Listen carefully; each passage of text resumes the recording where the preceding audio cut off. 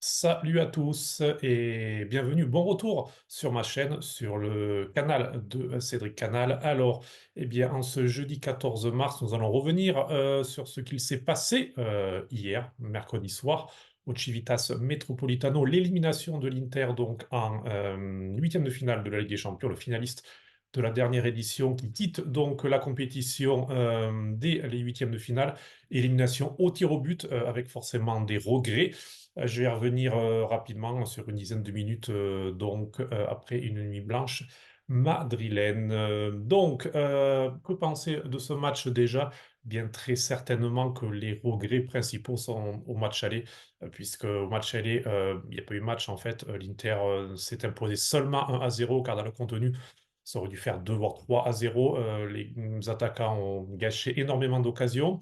Arnautovic, mais aussi Thuram, Lautaro ont eu les opportunités euh, de, de, de donner un avantage qui aurait été mérité à l'Inter, puisqu'au match aller, très clairement, l'Atlético était venu pour subir, pour défendre, et l'avait fait pas si bien que ça, puisqu'au final, elle avait concédé pas mal d'occasions. Et en fait, les hommes de Simeone ont été graciés par l'Inter. Mais comme c'est une Inter qui, depuis le début de l'année 2024, vole, puisqu'elle n'avait pas perdu encore un seul match, que des victoires en championnat, victoire en Supercoupe, la victoire au match aller, plus de 2 fois sur 3 en faisant des clean sheets. Du coup, c'est vrai qu'il y avait peut-être pas forcément un excès de confiance, parce qu'on connaît tous l'Atlético de Simeone, même si elle a eu des variations ces dernières années. On a quitté un petit peu le côté catenaccio de l'Atlético pour avoir un peu plus de propositions dans le jeu, une équipe plus offensive. Mais en tout cas, voilà, on sait qu'au niveau mental, au niveau moral, c'est une équipe qui est redoutable, et elle a prouvé dans ce match retour, stade plein, stade comble, très très chaud, et dès les premières minutes, l'Atlético a mis une intensité folle. L'Inter n'est pas habitué à subir une telle intensité. Alors je dis pas que c'est de la faute de la Serie A, le résultat loin de là, mais voilà, l'Inter s'est retrouvé en difficulté, s'est retrouvé la tête sous l'eau, et n'a pas vraiment réussi à la relever. Ce qui est paradoxal, c'est que malgré tout, l'Inter ouvre la marque, et franchement, c'est le seul moment de la rencontre, le stade s'est tu pendant 2 minutes entre le but de Di Marco et l'égalisation. Voilà, il n'y avait plus un bruit, on n'entendait que le virage visiteur de l'Inter. Il y avait à peu près 3000 personnes dans le virage. Il y avait aussi 2000 à peu près Intellisti un petit peu disséminés sur le reste du stade. Et voilà, on entendait le fameux chant et par la gente che, avec les téléphones allumés au niveau du parcage visiteur. Et le but, tout de suite, l'égalisation sur cette erreur de Pavard a, a complètement changé le match, parce que à 0, l'Atlético savait qu'elle devait marquer un but pour aller en prolongation. Elle le savait en théorie, mais dans la pratique, elle ne savait pas comment marquer un but à l'Inter. L'Inter, meilleure défense d'Europe, si on prend tous les clubs des 5 plus grands championnats. C'est une équipe qui 2 fois sur 3 termine sans un match, sans prendre de but. Et là, donc, elle a réussi à marquer. Donc, c'était devenu de la théorie à la pratique de pouvoir marquer un but à l'Inter. Et on l'a senti. Ensuite, ça a décomplexé l'Atlético, qui a mieux géré son match, qui a eu quelques temps faibles aussi. L'Inter a eu la possibilité de marquer le deuxième but, et donc de clore le discours. Elle ne l'a pas fait, mais il faut être honnête, dans les 10 dernières minutes, on le sentait arriver, ce but. Ça faisait un petit peu penser à Porto l'an dernier, où Porto on le sentait arriver le but, mais le but n'a pas été marqué. Et lorsqu'il y a eu le poteau vers la 80e, je dois vous avouer, je me suis dit, ah, on est en train de revivre un peu le même scénario. L'Inter va encore avoir le brin de réussite en plus pour passer.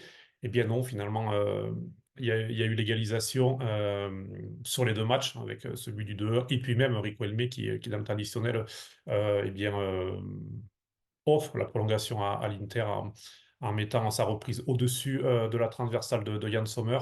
Donc voilà, ensuite la prolongation, il y a eu quelques opportunités pour l'Inter, peut-être un petit peu plus pour l'Atlético. Et puis les tirs au but, voilà, je vais pas dire que c'est de loterie, parce que je ne le pense pas du tout. On avait deux très grands gardiens dans cet exercice-là. Oblak en a sorti deux, Sommer un, et puis Lautaro qui le met au-dessus. C'est comme ça. On sait que Lautaro, c'est pas son exercice favori. En Coupe du Monde avec l'Argentine, au moins il les mettait dans les séances de tirs au but, mais on sait que voilà, le penalty ou le tir au but, en tout cas pour Lautaro, est sûrement son plus grand point faible. Et c'est un petit peu cruel de le voir rater lui, parce que pendant toute la séance, à chaque fois qu'un joueur de l'Inter frappait et qu'il est marqué ou raté, il faisait quelques pas en avant, il venait l'accueillir, lui taper dans les mains, l'enlacer. Donc on a senti une très grande charge de responsabilité de Lautaro, peut-être même un petit peu trop. Il s'est peut-être pris un petit peu trop l'équipe sur les épaules pendant cette séance, parce que vraiment, lorsque Alexis et Klaassen ont raté tout de suite, il a été les enlacés le premier. Donc il a peut-être pris un petit peu tout ça, un petit peu trop sur lui, alors que une séance de tir au but, c'est avant tout quelque chose, enfin, c'est un geste technique, c'est quelque chose d'individuel, donc il a peut-être dû penser un petit peu plus à lui et à la possibilité de tirer le cinquième tir au but. Mais bon, on ne refera pas l'histoire. Élimination donc, qui pour moi est au 70% due au match aller à San Siro, où l'Inter aurait dû clore le discours, parce que l'Inter certainement était plus forte que l'Atlético, mais on sait que l'Atlético, on sait que l'équipe de Simeone est redoutable, et elle a encore prouvé une nouvelle fois.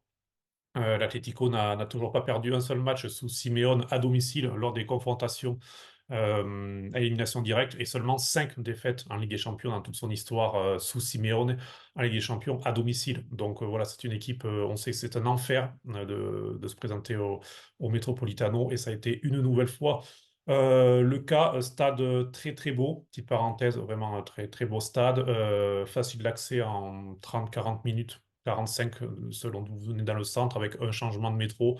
Donc voilà, même si le stade est éloigné, il est facile d'accès, il est moderne, voilà, il est vraiment très très bien fait et très très belle ambiance. On le voit très très bien aussi, donc parfait pour si vous avez l'occasion de passer à Madrid, vraiment très, très beau stade. Il y a Santiago Bernabéu aussi, bien sûr, à faire, qui est légendaire et restructuré, mais aussi très, très belle ville. Je pense que vous le savez aussi, de jour, de nuit. Enfin, voilà, il y a vraiment de quoi s'amuser à Madrid. Bref, on ferme la petite parenthèse madrilène. Pour revenir au match, alors, cette élimination, pourquoi? Certains parlent du fait qu'Inzaghi n'aurait pas fait assez de turnover. Là-dessus, je suis pas d'accord, à part pour un joueur, Henrich Mkhitaryan, qui depuis 2, 3 semaines semble vraiment fatigué, qui met moins d'intensité, qui rate des choses faciles. Et ce mercredi soir, de mémoire, pour moi, c'est le plus mauvais match qu'il ait fait en fait sous le maillot de l'Inter. Il a perdu beaucoup de ballons, il a raté beaucoup de passes, il a souvent été en retard au pressing. Et juste avant de sortir, il perd encore un ballon qui offre une occasion de contre à l'Atlético qui fait vraiment mal. Et d'ailleurs, Inzaghi décide de le sortir pour les 10, 12 dernières minutes, parce qu'il sent que vraiment Mkhitaryan mais voilà, est cramé, il ne peut plus rien faire, et donc faire entrer Klaassen qui n'aura pas apporté grand-chose, parce que ce n'est pas un joueur fonctionnel selon moi pour le style de jeu de l'Inter. Mais bon, on ne peut pas faire 100% de réussite au mercato. C'est voilà, c'est une erreur à la marge, on va dire, du très bon été de l'Inter. Mais voilà, Mkhitaryan, oui, peut-être aurait pu être géré mieux sur la dernière semaine. Après, il y a eu Fratesi qui a eu pas mal de pépins physiques cette saison, mine de rien. Il s'est arrêté 3 fois déjà pour des blessures, jamais très longues, mais à chaque fois en ratant 2, 3, 4 semaines. Là, sur les derniers matchs, il était un petit peu fragile, notamment contre le Genoa. Il n'est pas rentré parce qu'il a voulu se préserver, il a senti une petite gêne. Donc, euh, donc voilà, c'est peut-être un petit peu plus compliqué de gérer Mkhitaryan avec l'absence de Fratesi et le niveau affiché par Classen. Alors oui, l'Inter a un grand matelas en Serie A, mais le matelas a été construit progressivement, et l'Inter a accéléré au moment où elle a senti qu'elle pouvait le faire. En ce début d'année, l'Inter était supérieur, et donc l'Inter a mis le pied sur l'accélérateur. L'Inter a tué le championnat au moment où elle a pu. C'est bien la théorie de dire, mais elle aurait pu le faire en avril, elle aurait pu le faire en mai. On ne sait pas. L'Inter s'est senti forte à ce moment-là. L'Inter a eu l'énergie en février de remporter les matchs. Elle l'a fait, et l'Inter a profité aussi de l'écroulement complet de la Juventus. Donc je trouve normal que l'Inter n'ait pas sacrifié des matchs complètement en championnat, en se disant de toute façon les points on les prendra plus tard. Non, le football, c'est pas on prend les points quand on peut les prendre. Et donc, ça a été fait. Et puis, il y a eu du turnover. Après le match aller contre l'Atlético, l'Inter va à Lecce avec 7 joueurs nouveaux dans le 11 de départ.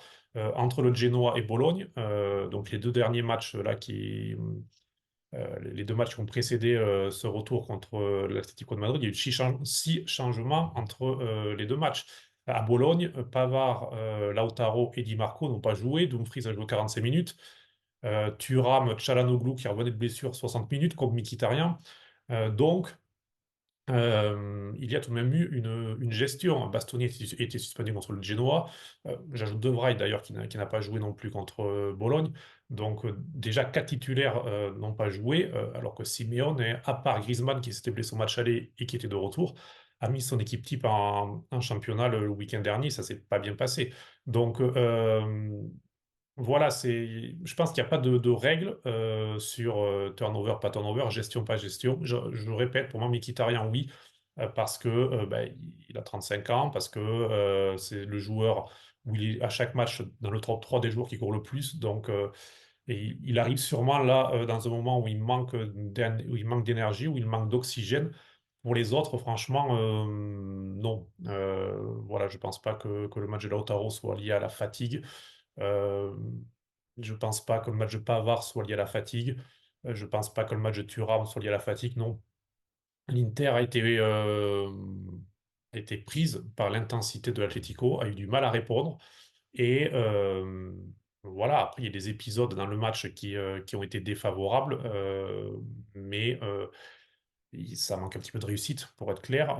Mais voilà, l'Inter aurait pu mettre ce deuxième but et on n'en parlerait pas. On ne parlerait pas de turnover, on ne parlerait pas de tout cela. Donc voilà, je ne blâmerai pas à ce point-là, en tout cas pour l'élimination, sachant que l'objectif de la saison, c'est pas pour faire de la langue de bois, mais c'est le titre. Ça a été déclaré dès le mois de juillet. Obtenir la deuxième étoile, puisqu'il y a 2 ans, le championnat a été perdu. L'an dernier, l'Inter n'a jamais été en course pour le championnat parce que le Napoli a fait une énorme saison et l'Inter, c'est de toute façon a laissé partir, comme les autres et comme toutes les équipes, a laissé partir le Napoli. Donc voilà, l'objectif, c'était le titre. Ce focus est pour le moment réussi. Il reste 10 matchs. Il faut encore 5 victoires. Si là, c'est Milan qui est deuxième, devait tout gagner. Il faut encore 5 victoires sur 10 matchs. Donc c'est très très bien parti. Et ça n'enlèvera rien à la saison. Forcément, ça sera un petit goût amer parce que tu es finaliste sortant et parce que lorsque tu regardes le plateau, tu te dis, bon, Manchester City, oui, plus fort, mais après les autres, non. Le Real, on sait l'expérience, on l'a encore vu l'an huitième contre Leipzig, c'est une équipe qui même lorsqu'elle est dominée, qui même lorsqu'elle est en difficulté, de toute façon, te bat toujours. Donc oui, City Real, il y avait de grandes chances que ça puisse t'éliminer en quart ou en demi-finale. Les autres, franchement, c'était du 50-50 contre le PSG, contre le Bayern Munich, contre Arsenal. Il n'y avait pas voilà, il y avait pas de crainte à avoir. Là-dessus, tu étais même sûrement favori face au Borussia. Donc voilà. Euh, Là-dessus, la petite déception de ne pas s'offrir au moins un quart de finale, voire en demi-finale, surtout que grâce aux efforts faits les dernières semaines, le championnat, et tu avais peut-être la possibilité, effectivement, maintenant, de le gérer un peu plus et de faire comme tu as fait à Bologne, en 20 matchs de Ligue des Champions, de laisser 4 titulaires au repos avant un quart de finale, par exemple. Mais bon, c'est comme ça. L'Inter est éliminé. L'Inter, donc, a encore bien, 10 matchs à jouer pour remporter le titre. Ce sera intéressant de voir contre le Napoli la réaction. Déjà, si Inzaghi fera un gros turnover ou pas. Le Napoli a été éliminé aussi de la Ligue des Champions, mais seulement après 90 minutes et mardi. Donc, il y aura plus de fraîcheur forcément dans les rangs napolitains. Et puis il y aura le petit côté symbolique de la passation de pouvoir, un petit peu du Scudetto qui est sur le maillot du Napoli, qui officiellement l'a perdu, ce Scudetto, puisqu'elle ne peut plus rattraper l'Inter. Et un petit peu, en battant le Napoli, ça fait un petit peu symboliquement la façon de prendre ce Scudetto sur le maillot et dire ben, il sera à nous dans quelques jours. Donc voilà. Et puis après une défaite, il faut tout de suite rebondir. Donc on verra s'il y aura du turnover important ou pas. Je pense que ceux qui ont joué 120 minutes, comme et qui avait déjà joué dans les précédentes semaines. On peut penser à un joueur comme Mkhitaryan, on peut penser peut-être à Pavard qui a fini le match en piston droit, peut-être se rend de repos. Thuram, par exemple, aussi, qui avait une blessure et qui remettait en pointé sur ce match-là, même il a fait beaucoup d'efforts et qu'il a frôlé un carton rouge. Mais voilà, il y aura peut-être des Alexis, des Fratesi qui seront titulaires, mais je ne m'attends pas à 9 changements parce que de toute façon, il y a des joueurs au final qui ont joué 60 minutes donc, en étant entrés en jeu ce mercredi soir. Donc voilà. Ben, je pense que c'est terminé rapidement pour ce débrief. Donc après Atlético Inter, je vous rappelle, victoire 2-1 donc, de l'Atlético de Madrid qui sera ce vendredi au tirage au sort de la Ligue des Champions. Il n'y aura pas de club italien cette fois-ci dès les quarts de finale. Ça fait un petit peu mal, hein. Il y avait 3 Italiens la saison passée en quart de finale, 2 en demi-finale. Il y a eu des tirages plutôt favorables ou en huitième. Cette fois-ci, ça n'a pas vraiment été le cas. Mais bon, les trois passent à la trappe. Ça fait un petit peu mal puisque l'Italie est au ranking UEFA cette saison première, puisque jusqu'ici, elle faisait une saison parfaite. Il y a eu l'élimination donc, eh bien, des trois clubs en Ligue des Champions. Ce jeudi, il y a trois clubs en Europa League, Milan, Roma, qui sont très bien partis pour se qualifier, et l'Atalanta contre le Sporting. Et puis en Conference League, il y a aussi eh bien, la Fiorentina qui doit valider son billet avec quatre Italiens, trois ou quatre Italiens en quart de finale des coupes européennes. L'Italie devrait blinder en tout cas le top 2 eh bien, à l'issue de cette saison et donc assurer une cinquième place en Ligue des Champions la saison prochaine. Mais bon, ça on aura l'occasion d'y revenir dans d'autres vidéos ou dans d'autres podcasts avec mes amis de Pronto Calcio. De mon côté, eh bien, il reste qu'à vous saluer. Et puis voilà, j'allais profiter un petit peu du soleil. Ça va me faire du bien parce que j'ai un petit peu un petit peu la mine un petit peu fatiguée. En tout cas, ma vidéo, ce n'était pas de la... Non, non, non, non. Moi, je vous salue et à la prochaine. Adios.